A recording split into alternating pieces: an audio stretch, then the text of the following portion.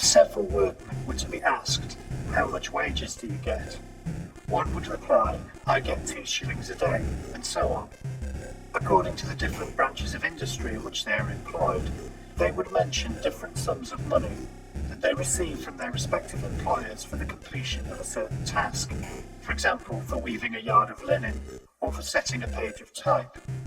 Despite the variety of their statements, they would all agree upon one point, that wages are the amount of money which the capitalist pays for a certain period of work or for a certain amount of work.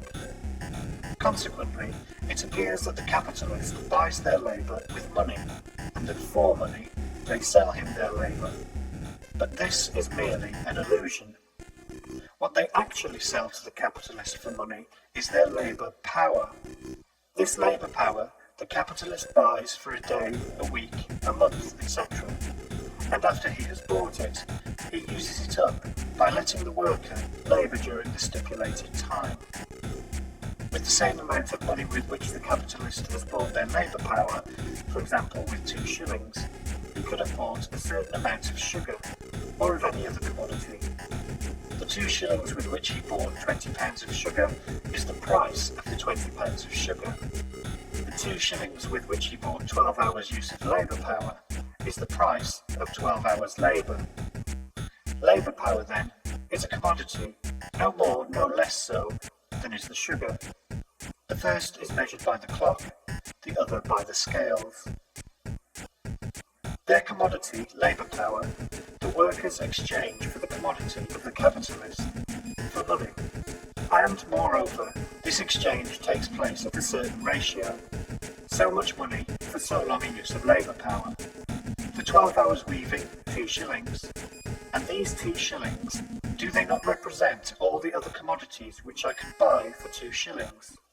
Therefore, actually, the worker has exchanged his commodity, labour power, for commodities of all kinds, and, moreover, at a certain ratio.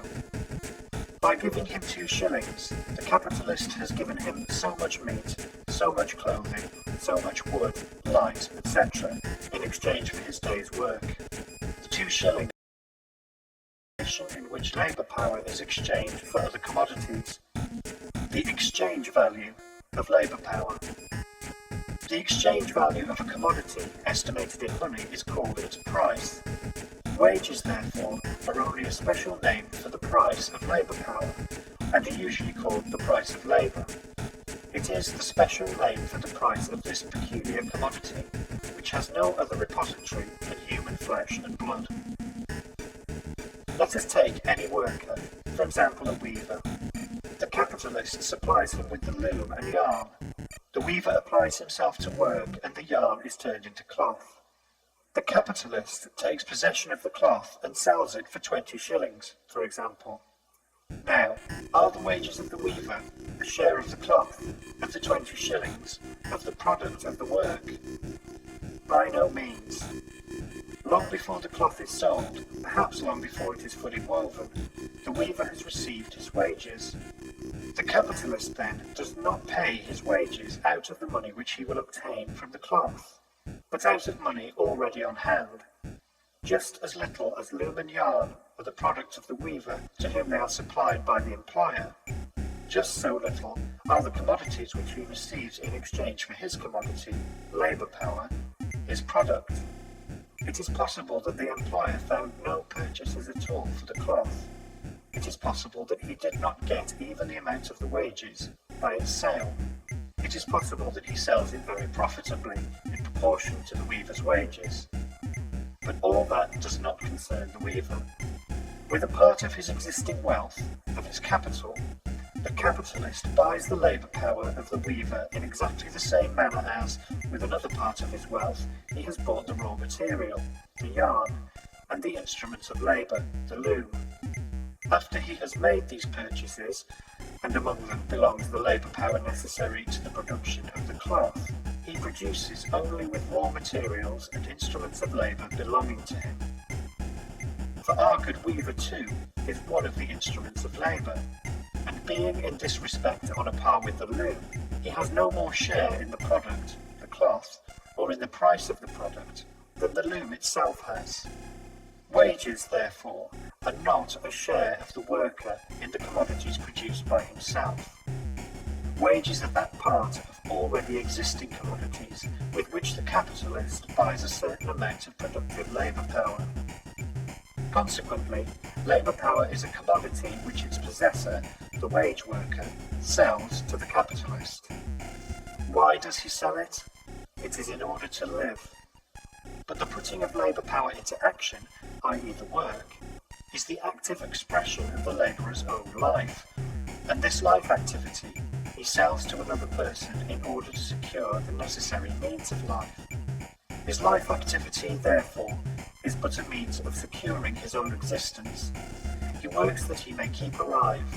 He does not count the labour itself as a part of his life, it is rather a sacrifice of his life.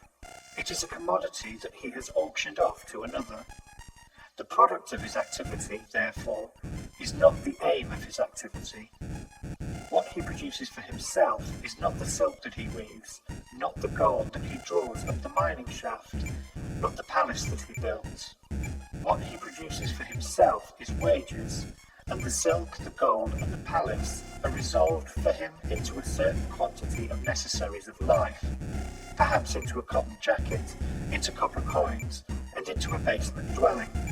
And the labourer, who for 12 hours long weaves, spins, bores, turns, builds, shovels, breaks stone, carries hods, and so on. Is this 12 hours weaving, spinning, boring, turning, building, shoveling, stone breaking regarded by him as a manifestation of life, as life? Quite the contrary. Life for him begins where this activity ceases, at the table, at the tavern, in bed. The 12 hours work, on the other hand, has no meaning for him as weaving, spinning, boring, and so on, but only as earnings, which enable him to sit down at a table, to take his seat in the tavern, and to lie down in a bed. If the silkworm's object in spinning were to prolong its existence as caterpillar, it would be a perfect example of a wage worker. Labour power was not always a commodity, merchandise. Labour was not always wage labour, i.e. free labour. The slave did not sell his labour power to the slave owner any more than the ox sells his labour power to the farmer. The slave, together with his labour power, was sold to his owner once for all. He is a commodity that can pass from the hand of one owner to that of another. He himself is a commodity, but his labour power is not his commodity. The serf sells only a portion of his labour power. It is not he who receives wages from the owner of the land, it is rather the owner of the land who receives a tribute from him. The serf belongs to the soil, and to the lord of the soil he brings its fruit. The free labourer, on the other hand, sells his very self, and that by fractions.